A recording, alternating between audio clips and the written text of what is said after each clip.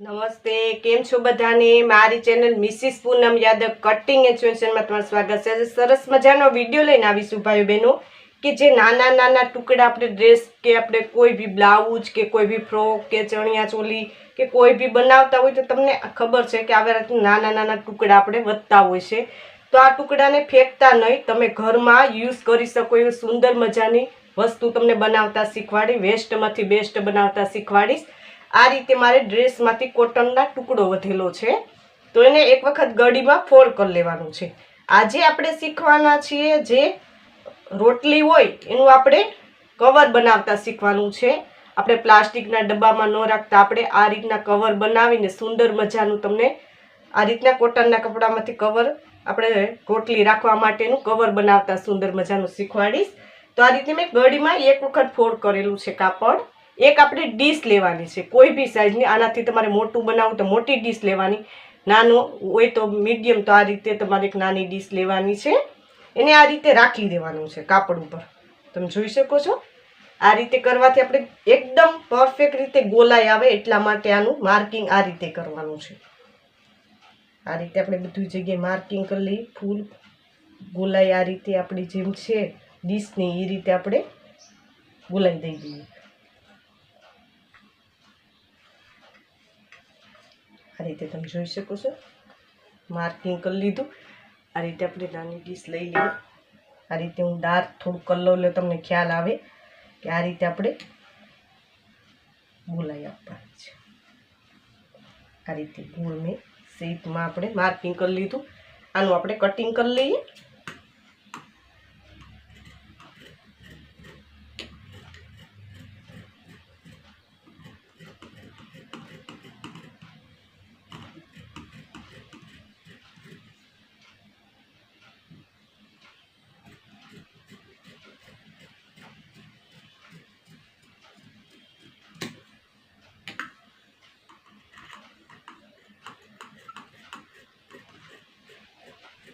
કોઈ બી તમે કપડું લઈ શકો, કોટનનું યુઝ કરવાનું તો સુંદર મજાનું તમારે કવર બનીને તૈયાર થઈ જશે. રોટલી મૂકવાનું અથવા રોટલો મૂકવાનું.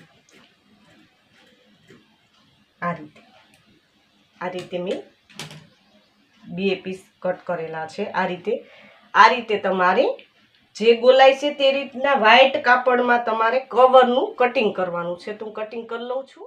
આ રીતે આપણે જેવી રીતના ગોલાઈ છે તેવી રીતના આપણે 2 પીસ આવી રીતના કવરના વ્હાઈટ કાપડમાં કટ કરવાના છે. તો મેં એક કટ કરેલું એવી જ રીતે તમારે બીજું પણ કટ કરી લેવાનું. તો એ રીતના હું કટિંગ કરી લઈશ ને આ રીતે તમને હું એક પીસમાં બતાવું. એ જ રીતે તમારે બીજામાં બનાવવાનું છે. તો કેવી રીતના બનાવવું તે મશીન ઉપર તમને બતાવું. મશીન ઉપર આવી ગયા છે. તો આ રીતે આપણે આ સીધો પાર્ટ રાખવાનો છે ને અસ્તર આપણું ઉથમી સાઈડ રાખવાનું છે. તો કેવી રીતના તમારે સિલાઈ લેવી તે સમજાવી દઉં. આ રીતે આપણે 1 થી 1.5 ઇંચ જેટલું છોડી દેવાનું. બાકી બધી આપણે ગોલાઈ સિલાઈમાં લગાવવાની છે. તો ગોલાઈમાં તો કેવી રીતના સિલાઈ લગાવી તે તમને સમજાવું. આ રીતે આપણે સ્ટાર્ટ કરીએ ગોલાઈ લગાવવાનું. આ રીતે એકદમ ગોળ આપણું જે રીતના કવર છે એ રીતે જ આપણે સિલાઈ લગાવવાની છે. આ રીતે જે રીતના હું વિડીયામાં બતાવું તે રીતે તમારે ગોલાઈમાં સિલાઈ લેતી જવાની છે. આ રીતે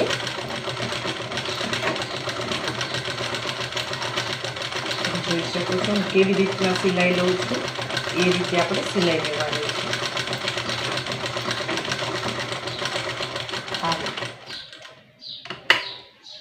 આ રીતે મેં એક વખત સિલાઈ લગાવી લીધી. તમે જોઈ શકો છો આ રીતે આપણે બીજી વખત સિલાઈ લગાવવાની છે. તો ડબલ સિલાઈ લગાવી લઉં છું. લગાવી લીધી છે. હવે આપણે કાતરની મદદથી બધી જગ્યાએ આ રીતે કટ લગાવવાના છે. કટ લગાવવાથી આપણે જેવો ગોલાઈમાં શેપ છે તે પ્રમાણે સરસ મજાનું પલટી જાય એટલા માટે જે રીતના હું બતાવું છું એ રીતે તમારે કટ લગાવવાના છે. આ રીતે થોડે આપણે વેળે આપણે રાખીને કટ લગાવવાના છે. આ રીતે સિલાઈ છે તેમાં કટ ન લાગવા જોઈએ એનું ખાસ ધ્યાન દેજો. આ રીતે આ રીતે મેં કટ લગાવી લીધા છે. હવે આ કાપડ છે એને કેવી રીતના પલટાવવું તે હું તમને સમજાવું. આ રીતે રાખી આ રીતે આપણે પલટાવી લેવાનું છે બધું જ કાપડ. આ રીતે આપણે એકદમ પરફેક્ટ રીતે ગોલાઈ આવી જવી જોઈએ તે રીતે આપણે પલટાવી લેવાનું છે કાપડ. આ રીતે તમે જોઈ શકો છો આપણું સુંદર મજાનું કાપડ પલટીને તૈયાર થઈ ગયું છે. આ રીતે એકદમ સુંદર રીતે પલટાવવાનું છે. એકદમ ગોલાઈમાં સિલાઈ હશે એટલે ગોલાઈમાં તમારું કાપડ પલટીને સુંદર મજાનું તૈયાર થશે. સિલાઈ આડાવળી ન થવી જોઈએ એ રીતે ગોલાઈમાં તૈયાર કરવાનું છે. હવે આપણે એક ધારની સિલાઈ લગાવી લઈએ. તમને બતાવું તે રીતે તમારે ધારની સિલાઈ લગાવવાની છે. આ રીતે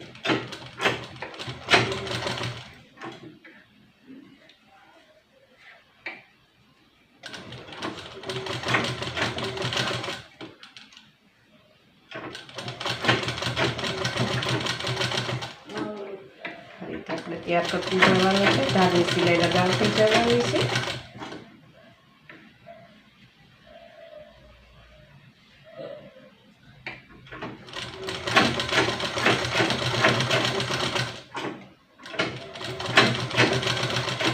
એકદમ ધારની સિલાઈ ધાર ઉપર જ આવવી જોઈએ અને ગોલાઈમાં જ આવવી જોઈએ એ રીતે તમારે ધારની સિલાઈ લગાવવાની છે.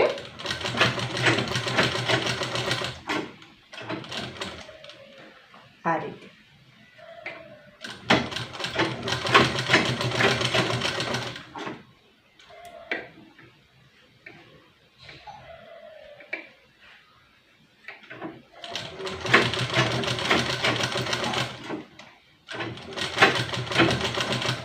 હવે જે આપણે કાપડ બાકી રાખેલું એને આ રીતે ફોલ્ડ કરવાનું છે. બંને પાર્ટને અંદરની સાઈડ ફોલ્ડ કરતું જવાનું ને સિલાઈ લગાવતી જવાની. આપણે ધારની સિલાઈ લગાવી એની જોડે સિલાઈ લગાવી લેવાની છે. આ રીતે કાપડને રાખીને આ રીતે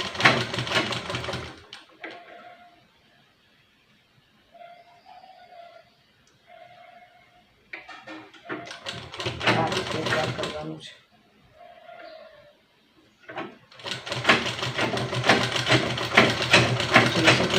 આપણું એક કવર તૈયાર થઈ ગયું છે. એ જ રીતે આપણે બીજો પાર્ટ તૈયાર કરવાનો છે. જે રીતના મેં બતાવ્યું તે જ સેમ પદ્ધતિ રહેશે. આ રીતે તૈયાર કરવાનું છે. તો હું તૈયાર કરી લઉં છું. બંને પાર્ટ તૈયાર કરી લીધા છે. હવે આપણે કેટલે સુધી સિલાઈ લગાવી તે સમજાવી દઉં હું તમને.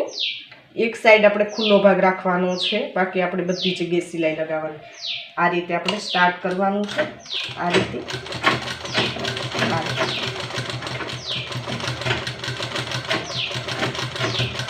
ગોલાઈમાં આપણે આ રીતે સિલાઈ લેતી જવાની છે. બંને પાર્ટને આપણે સિલાઈ લગાવવાની. સીધા પાર્ટ આપણી અંદરની સાઈડ છે.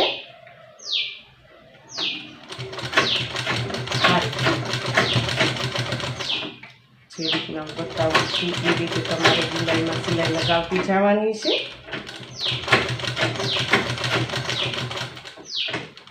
આ રીતે આપણે સામે સામું આવે ત્યાં સુધી આપણે આ રીતે રાખી દેવાનું છે. ત્યાં સુધી આપણે સિલાઈ લઈ લેવાનું. એટલો ભાગ આપણે છોડી દેવાનો છે. આમાં આપણે ડબલ સિલાઈ લગાવવાની છે, તો હું ડબલ સિલાઈ લગાવી લઉં છું. મેં ડબલ સિલાઈ લગાવી લીધી છે. તમે જોઈ શકો છો. હું તમને પલટાવીને બતાવું. આ રીતે આપણું રોટલી બનાવવાનું સુંદર મજાનું કવર બનીને તૈયાર થઈ ગયું છે. તમે જોઈ શકો છો સુંદર મજાનું.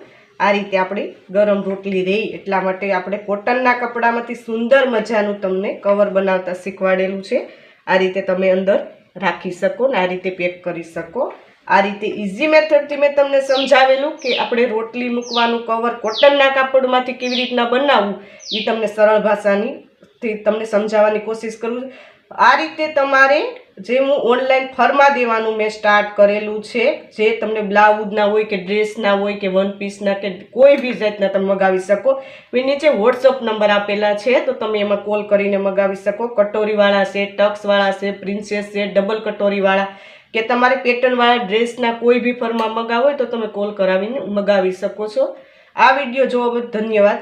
ને હજી સુધી અમારી ચેનલને સબસ્ક્રાઇબ ન કરી તો સબસ્ક્રાઇબ કરી લેજો, નોટિફિકેશન બેલ પર ઓલ કરજો, વિડીયો લાઇક કરજો અને કોમેન્ટ જરૂર કોમેન્ટ કરજો ભાઈ બહેન કે આ વિડીયો તમને કેવો લાગ્યો. આ વિડીયો જો ખૂબ ખૂબ ધન્યવાદ.